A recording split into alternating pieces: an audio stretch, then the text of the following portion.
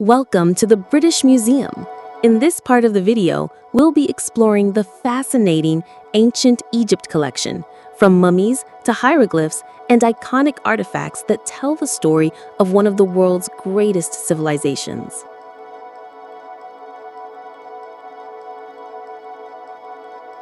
Here we are at the entrance of the British Museum, one of the most visited museums in the world.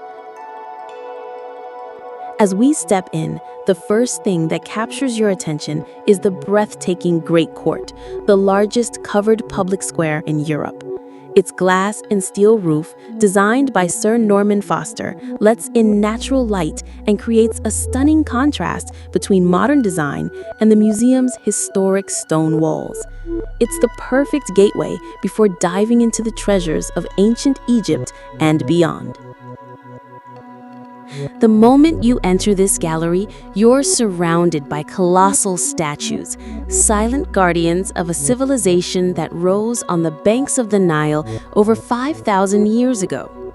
These aren't just works of art, they're fragments of a world obsessed with eternity, power, and the afterlife.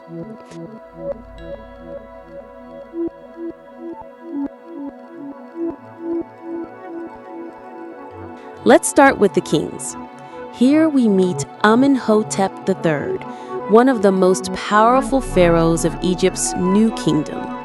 His reign, more than 3,000 years ago, is remembered as a golden age of wealth and art. Look at his statue. Broad shoulders, timeless expression, gaze locked on eternity. Pharaohs were more than rulers. They were living gods. Every line of this stone face whispers a message. I am eternal.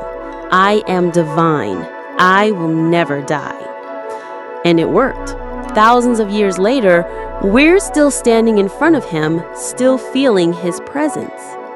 But not all the statues look the same. Some kings are idealized, sculpted as perfect, godlike beings. Others show age lines or traces of individuality. Each piece has its own story, but they all served one purpose: to keep the pharaoh's image alive forever. In ancient Egypt, memory was power. To be remembered was to exist.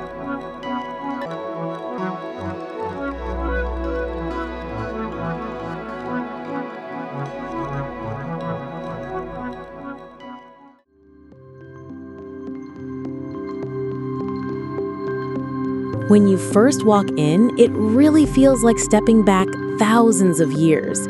You'll see these massive statues, beautifully carved hieroglyphs, and of course, the famous Egyptian mummies. The Egyptians were absolutely fascinated by the idea of the afterlife, and they went to incredible lengths to prepare for it. That's why they practiced mummification. They believed the body had to be preserved so the soul could live on in the next world. You'll notice so many artifacts that were buried with people, from everyday objects to jewelry and even food. They thought the dead would need these things in the afterlife, almost like packing a suitcase for eternity. Pretty amazing when you think about it. And then there's the Rosetta Stone, probably the most famous artifact in the whole museum. This stone is what allowed scholars to finally crack the code of Egyptian hieroglyphs. Without it, we wouldn't understand so much of what's written on these walls, papyrus scrolls, or temple carvings.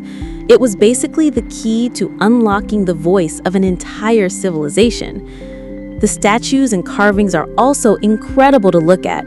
Many of them are of pharaohs and gods, and they weren't just made for decoration. They had real meaning, symbols of power, protection, and eternal life.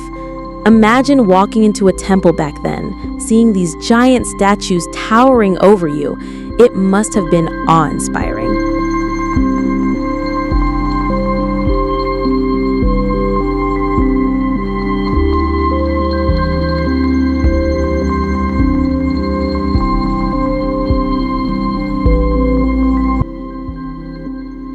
And then we come across something that seems almost ordinary, but is in fact magical: the false door.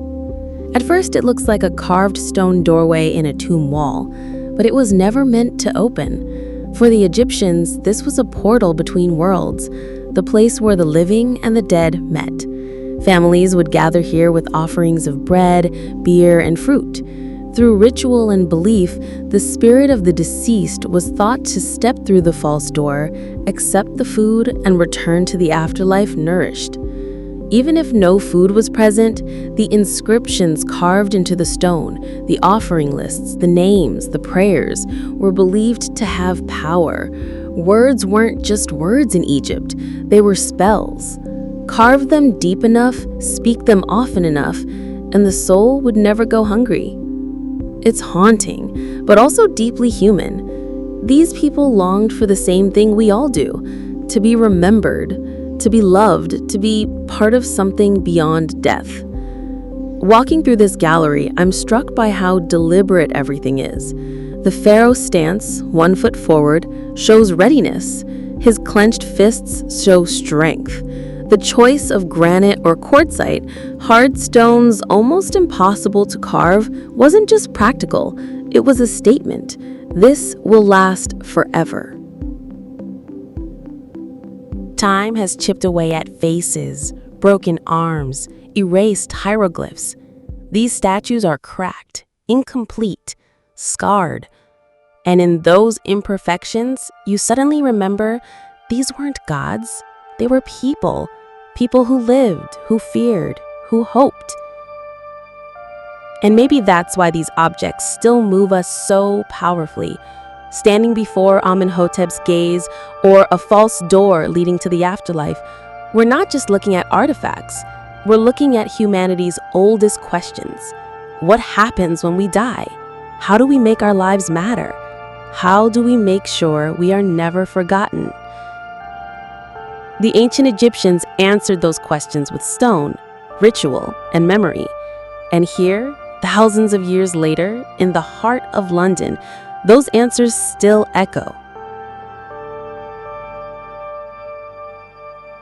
So the next time you wander into the Egyptian galleries of the British Museum, pause for a moment. Look into the calm face of a pharaoh. Trace the lines of a false door. Imagine families whispering prayers to their loved ones, and feel that connection across time.